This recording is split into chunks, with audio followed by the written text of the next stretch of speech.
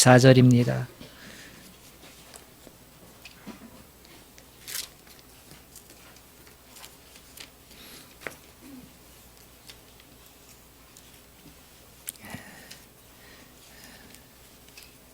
누가복음 2장 8절로 14절 말씀, 우리 하나님의 말씀을 교독하겠습니다. 그 지역의 목자들이 밤에 밖에서 자기 양떼를 지키더니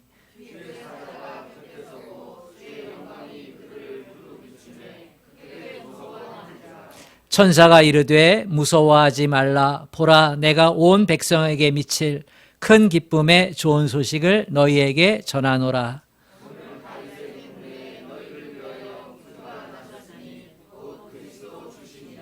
너희가 가서 강보에 쌓여 구유에 누워 있는 아기를 보리니 이것이 너희에게 표적이니라 하더니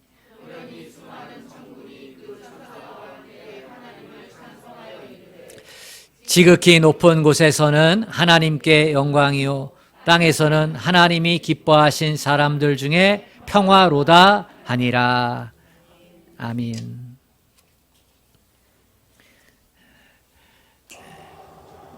메리 크리스마스. 네. 오늘 일부 예배를 드렸습니다. 원래는 일부 예배 때 오늘 우리가 2부 예배로 같이 드린다 이렇게 이제 광고를 했는데 저희 그 예배자 중에 등록 안 하고 다니는 분들이 계셨는데요. 지난주에 아파서 광고를 못 들으신 분이 생각났어요. 그래가지고 제가 일부 예배 시간에 맞춰 왔는데 마침 그분들이 오셨어요. 그래서 두 분을 놓고 제가 예배를 드리는데 여집사님이 저에게 목사님 메리 크리스마스 이렇게 인사를 하시는 거예요. 그게 너무나 얼마나 반가웠는지. 그래서 제가 예, 메리 크리스마스 이렇게 기쁘게 화답을 했습니다. 우리 옆 사람들하고 이렇게 다시 한번 메리 크리스마스. 그래요. 이 메리 크리스마스는 영어지요.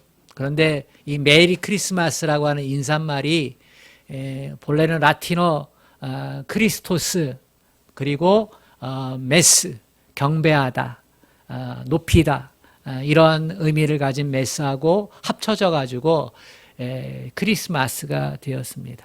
그러니까 이게 성탄의 인사말이잖아요. 기쁜 성탄이 되기를 바랍니다. 즐거운 성탄이 되기를 바랍니다.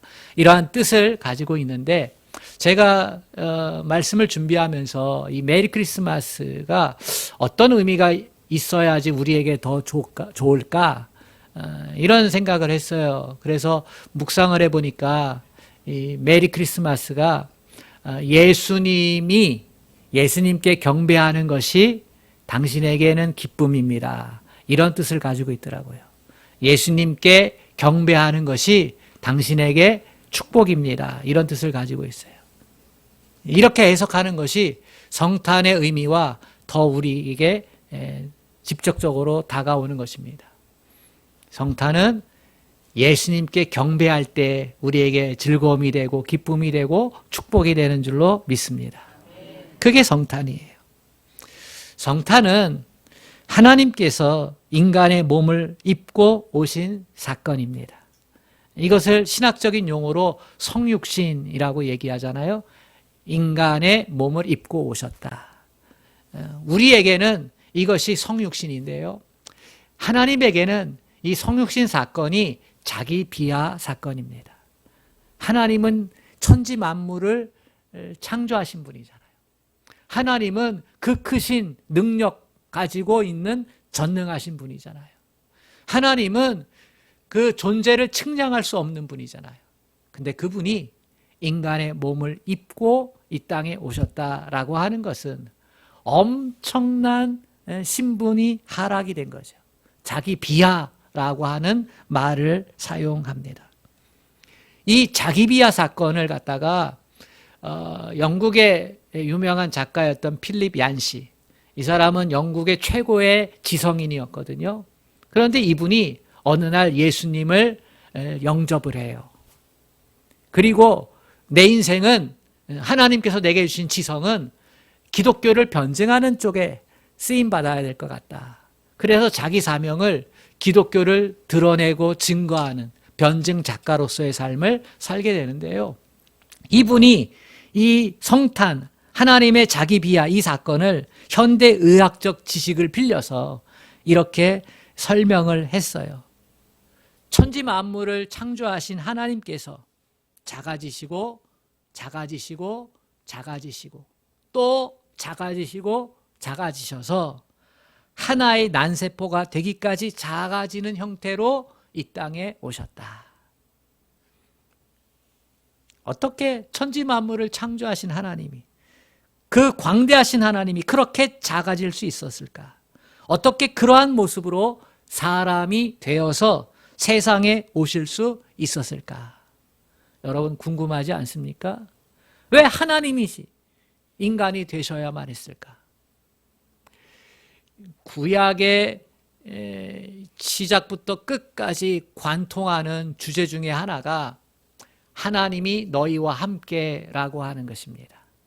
이것을 히브리어로 임마켐엘이라고 표현합니다. 임마켐이 너희와 함께라는 뜻이고 엘이 하나님이잖아요. 그래서 임마켐엘 하면 하나님이 너희와 함께, 동사가 생략되어 있습니다. 함께 하신다. 하나님께서 아담을 지으셨을 때도 함께 하셨지요. 그리고 죄 짓고 타락한 인간 가운데서 하나님께서 아브라함을 택하셨을 때, 구원의 은혜를 펼치실 때 하나님께서 아브라함에게 내가 너와 함께 하리라. 내가 어디로 가든지 너와 함께 하겠다. 이렇게 말씀하셨어요. 이삭에게도 내가 너와 함께 하겠다. 야곱에게도 내가 너와 함께 하겠다. 특별히 야곱의 인생을 보면은요, 이 부모님 밑에서 형 속여가지고 도망가잖아요. 저 삼촌 라반의 집으로 한 번도 가본 적이 없는 수백 킬로 떨어진 곳으로 갈 때 불안하고 두려울 때 내가 너와 함께 하겠다. 이렇게 말하잖아요. 야곱의 인생에 있어서 내가 너희와 함께 하겠다. 야곱이 나중에 아들 요셉이 애굽 총리가 되었을 때 초청을 하잖아요. 빈곤의 땅에서. 그럴 때도 하나님께서 내가 너와 함께 하겠다. 모세에게도 내가 너와 함께 하겠다. 다윗에게도 내가 너와 함께 하겠다. 이사야 선지자, 에레미야 선지자한테도 내가 너와 함께 하겠다. 이게 개인에게도 말씀하셨고, 이 복수, 한 민족, 한 사회, 여러 사람에게 복수형을 가진 게 임마켐엘입니다. 내가 너희와 함께. 그러면 하나님의 택함을 받은 사람들은 응답을 해야 되잖아요. 내가 너희와 함께 라고 했을 때 그럼 하나님이 우리와 함께 라고 하는 응답을 해야 되잖아요. 그게 임마누엘입니다. 하나님이 우리와 함께, 임마누엘.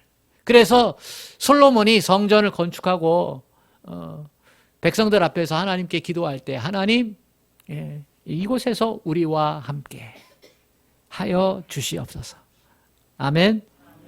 우리와 함께 라고 하는 것이 이들의 신앙 고백입니다. 그러니까 하나님께서 내가 너희와 함께 하겠다라고 했을 때 그러면 하나님 우리와 함께 하여 주십시오 라고 하는 게 하나님께 택함받은 이스라엘 백성의 응답의 모습이에요. 그런데 이스라엘 백성이 내가 너희와 함께 라고 하는 하나님의 함께 하심에 대해서 언제든지 예, 하나님 우리와 함께 라고 이렇게 응답했는가? 그러지 못했다는 거예요.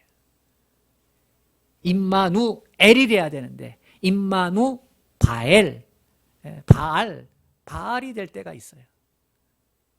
하나님이 우리와 함께가 아니고 바알이 우리와 함께, 아세레가 우리와 함께, 금송아지가 우리와 함께 하면서 하나님을 소외시켰지요.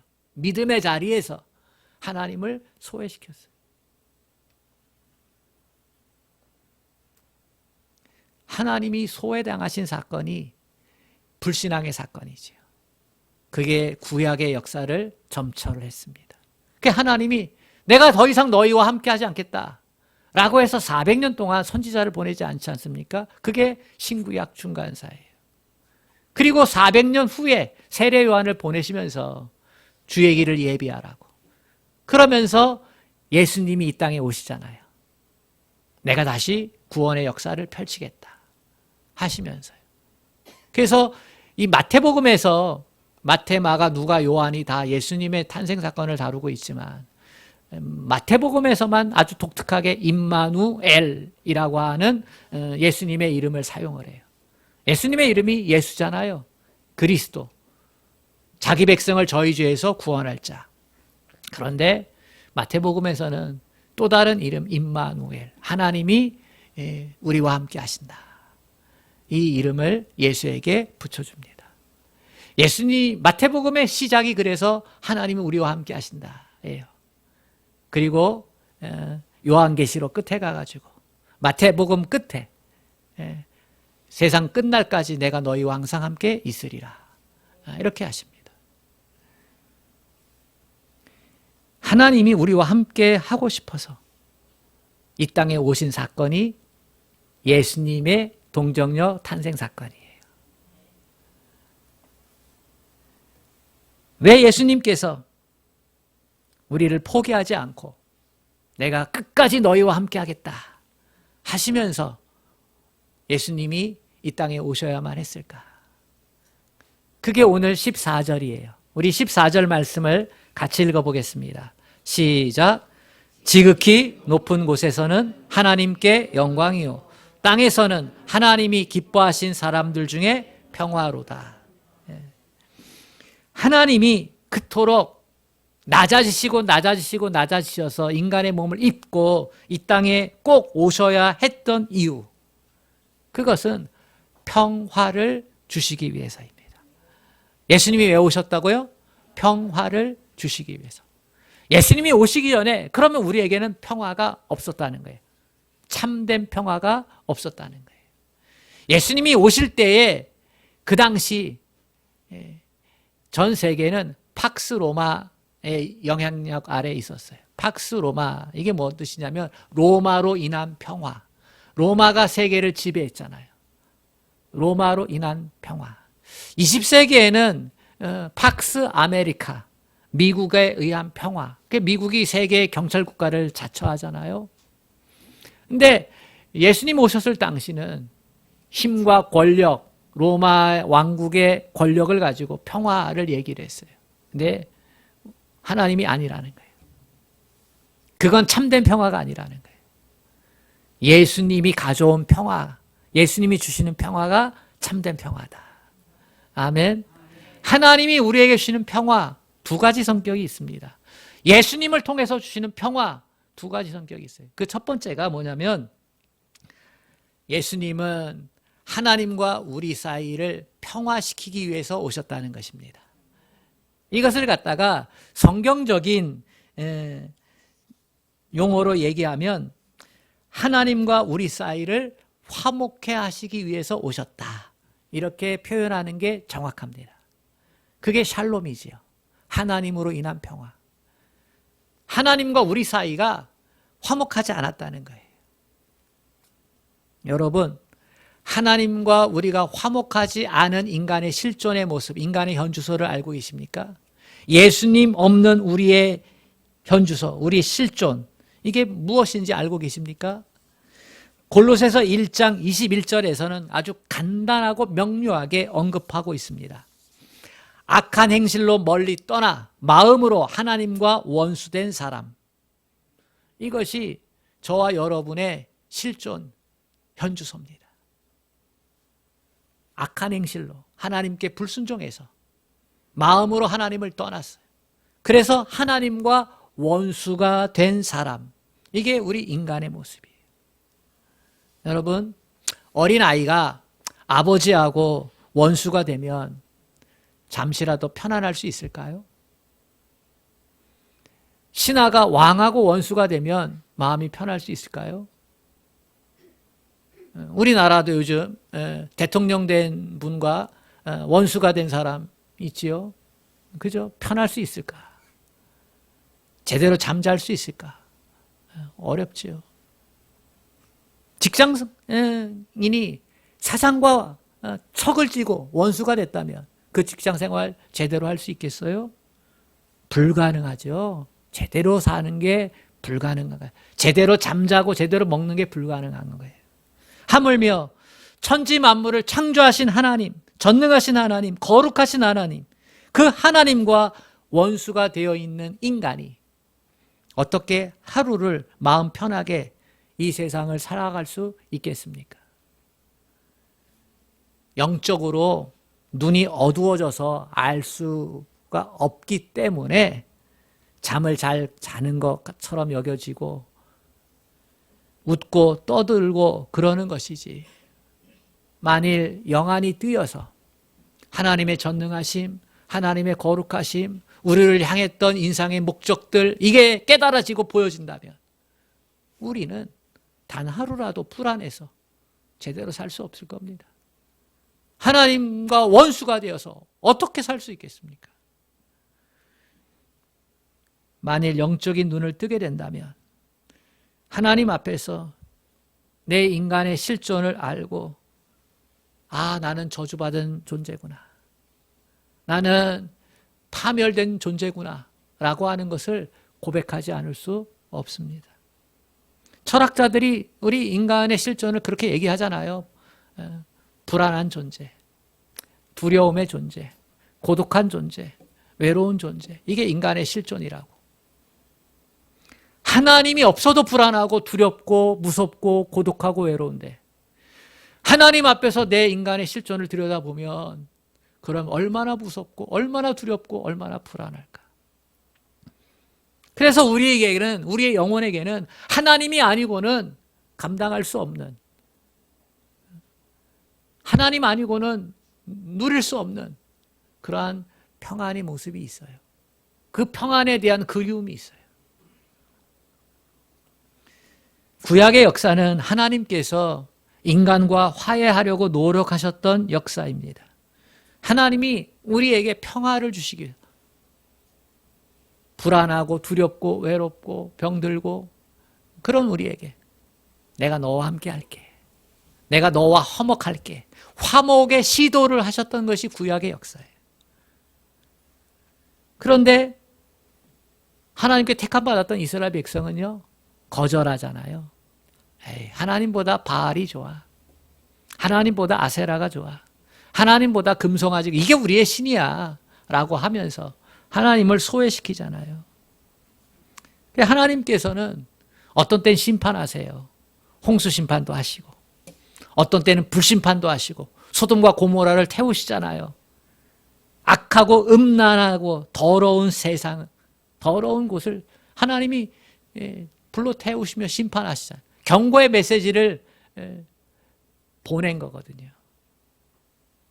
그럼에도 불구하고 우리 사람들은, 하나님께 은혜를 받은 우리들은 하나님을 외면합니다. 잠시 잘 섬기는 것 같은데요, 하나님 중심이 아니고 또 자기 중심의 삶으로 돌아옵니다. 내 중심의 삶으로 돌아오는 거예요. 그래서 하나님께서 중대한 결단을 내리시잖아요. 내가 직접 내려가 보아야겠다. 그게 성탄이에요. 내가 직접 내려가 보아야겠다. 너희들이 만지고 보고 듣고 함께하는 걸 느낄 수 있도록 내가 함께해. 그렇게 우리들 수준으로 내려오신 거예요. 그것도 가난하고 힘없는 사람의 모습으로 이 땅에 내려오신 거죠. 하나님이 이렇게 직접 내려오신 이유가 뭐예요? 원수된 인간과 화목하게 하기 위해서. 에베소 2장 14절 이하에 보면 이런 말씀이 있습니다. 예수 그리스도는 우리의 화평이신지라 오셔서 먼 데 있는 너희에게 평안을 전하고 가까운 데 있는 자들에게 평안을 전하셨으니 이는 저로 말미암아 우리들이 한 성령 안에서 아버지께 나아감을 얻게 하려 함이라. 예수님께서 이 땅에 오신 것은 우리로 하여금 아버지께 나아가려 함이라. 그 자격을 주시기 위해서 이 땅에 오신 거예요. 그 주님 말씀하시잖아요. 내가 길이요 진리요 생명이니 나로 말미암지 않고는 아버지께로 올 자가 없느니라. 아멘. 그런 것입니다. 무엇이 예수님이 주시는 평안입니까? 하나님과 원수된 우리가 죄 용서받고 하나님 앞에 담대히 나아갈 수 있는 것, 이것이 예수님이 주신 평화입니다. 우리는 예수님이 말씀한 대로 하나님을 아버지라 부르며 하나님이 우리의 구원자라 부르며 예수의 이름을 붙잡고 하나님께 나아가는 것이죠. 아멘. 예배자는 예수 이름을 붙잡고 하나님 앞에 나아오는 겁니다. 하나님께 나와서 예배하며 화목해 되는 것이죠. 저와 여러분은 예수 안에서 하나님과 화목하게 된 축복을 받게 된 줄로 믿습니다. 여러분, 오늘 예배 드리기 위해서 이 자리에 나온 것이 얼마나 커다란 행복입니까? 행복이죠. 우리에게 평화를 주신 예수님 때문에 우리가 아버지를 찬양하고 경배하며 예배하는 것입니다. 그래서 예배는 아무나 드리는 게 아니죠. 아무나 이 예배 자리에 오는 건 아닙니다. 예수님을 통해서 하나님을 아는 사람들이 예배자가 되는 줄로 믿습니다. 14절 보세요. 아무나 이 예배의 축복을 받는 게 아니에요. 14절에 보면 땅에서 기뻐하심을 입은 사람들에게만 평화로다, 이렇게 얘기하고 있습니다. 지극히 높은 곳에서는 하나님께 영광이요, 땅에서는 하나님이 기뻐하신 사람들 중에 평화로다. 하나님이 기뻐하신 사람들. 누가 하나님과 평화할 수 있어요? 기뻐하심을 받은 사람들. 바꾸어 말하면 하나님이 기뻐하시는 사람들만 예수님을 통해서 하나님과 평화할 수 있도록 해 주셨다는 겁니다. 하나님 눈에 든 사람. 그 사람이 예수님을 통해서 하나님과 화평해서 그 복을 누려서 예배자의 복을 얻게 된다는 것이죠. 내가 잘나서 하나님의 눈에 든 걸까요? 내가 조금 이뻐서, 내가 좀 성격이 좋아서, 내가 좀 재능이 있어서, 내가 좀 성실하게 살아서, 내가 공부 열심히 해서 하나님의 눈에 들은 걸까? 아니죠. 나같이 연약한 자가 하나님의 눈에 들은 것, 나같이 무능한 자가 하나님의 눈에 들은 것, 나같이 교만한 자가, 나 같은 욕망덩어리가 하나님의 들은 것, 나같이 음란한 자가 하나님의 눈에 들은 것, 전적으로 하나님의 주권이지요. 하나님이 만세전부터 예정하시고 그래서 택하고 지명하여 불러주셔서 그래서 우리가 하나님의 눈에 들은 거예요. 아멘.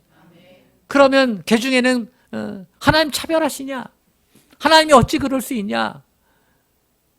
왜 누구는 구원하고 누구는 구원하지 않냐? 이렇게 따질 수 있습니까? 사도 바울은요, 따질 수 없다, 그렇게 얘기해요. 로마서 7장에서 사도 바울은 인간의 실존을 얘기를 하지요. 오라 나는 공관저로다. 누가 이 사망의 몸에서 나를 구원할까? 하면서 8장으로 넘어가서 생명의 법이 죄와 사망의 법에서 너를 구원하였다. 그 생명의 법이 뭡니까? 예수 그리스도를 통한 구원이지요. 그러면서 이 사도 바울은 로마서 8장 31절에서 이렇게 얘기합니다. 하나님의 구원하신 그 예정하심과 구원의 축복에 대해서 이렇게 얘기를 해요. 이 일에 우리가 무슨 말하리요? 하나님이 구원을 주시고자 했던 사람을 구원하셔서 천국 백성 삼으시는 것에 대해서 누가 따질 수 있겠느냐? 누가 그 사실을 부인하겠느냐? 부인할 수 없고 따질 수도 없다는 거예요. 그래서 우리는 먼저 구원받은 우리는 아무 자격도 없는데 하나님의 눈에 들어서 예수를 알고 예수를 믿고 죄 용서받고 천국 백성 된 우리는 그리스도 밖에 있는 사람들, 너는 택함 받지 못했어, 그러면서 무시하는 게 아니라 하나님 왜 나를 이렇게 이뻐하셨어요? 부족한 게 많은데 하나님 나를 왜 먼저 구원하셨어요? 구원받지 못한 이들, 예수 안에서 하나님과 화평함을 누리지 못한 자들, 너무나 불쌍하죠. 이 축복 너무나 귀한데 아직 예수를 믿지 못하는 이들 하나님 불쌍히 여겨주세요. 하나님 긍휼히 여겨주세요. 그들도 하나님과 화목하게 해주세요. 그래서 천국이 있음을, 창조주가 있음을 알게 해주세요. 이렇게 하는 게 우리의 모습이라는 거예요. 아멘. 누구는 구원하고 누구는 구원하지 않고 하나님 불평등하는 거 아닙니까? 이렇게 따지지 말고 하나님의 그 놀라우신 구원의 은혜 가운데 먼저 들어간 자로서 자격 없는 모습으로 구원받은 것에 대해 감사하며 하나님, 아직도 하나님을 알지 못하는 불쌍한 사람들, 아직도 임마누 바엘, 임마누 금송아지 그런 사람들 하나님 불쌍히 여겨주세요 하면서 우리는 기도하고 그들에게 예수를 전해야 될 줄로 믿습니다. 천사가 목자들을 만나서 한 이야기는 이 세상에 미칠 큰 기쁨의 좋은 소식을 너희에게 전하노라, 이 말씀이었습니다. 큰 기쁨의 좋은 소식이라고 했는데 왜 기쁩니까? 왜 좋은 소식입니까? 예수님이 우리를 하나님과 화목하게 하기 위해서 평화의 왕으로 오셨기 때문입니다. 창조주 하나님과 평화하는 길, 우리로 하여금 천국 백성 되게 하시는 하나님과 평화하는 길은 오직 예수님 뿐입니다. 우리가 좋아하는 찬송가 412장이 있습니다. 내 영혼에 평화가 넘쳐남은 주의 축복을 받음이라. 내가 주야로 주님과 함께 있어 내 영혼이 편히 쉬네. 평화로다. 하늘 위에서 내려오네. 그 사랑의 물결이 영원토록 내 영혼을 덮으소서. 아멘. 하나님과 평화하고 나서 이 찬양이 얼마나 힘이 되고 위로가 되고 기쁨이 되는지. 사람들이 내 곁에 없어도 하나님이 나와 함께 하셔. 하나님과 화목한 자가 되었어. 고독을 알 때 이 하나님을 알고 하나님과 평화한 게 얼마나 귀한 축복인지 알아요. 군생활 하면서 또 혼자 자취생활 오래 하면서 또 경제적으로 힘들 때 정말 배고파서 굶고 있을 때 그때 하나님과 평화했다는 사실이 얼마나 기쁨인지. 그래서 물질에 매이지 않는 거잖아요. 세상적으로 덜 성공했어도 세상 사람들은 못난이라고 취급하지만 하나님과 평화했기 때문에 하나님은 나를 사랑하시고 나를 지키시고 돌보시고 나의 전부가 되시고 이게 얼마나 귀한 축복인지 깨달아 알 수 있게 되는 거죠. 그래서 내 영혼의 평화가 넘쳐나면 주의 축복을 받음이라.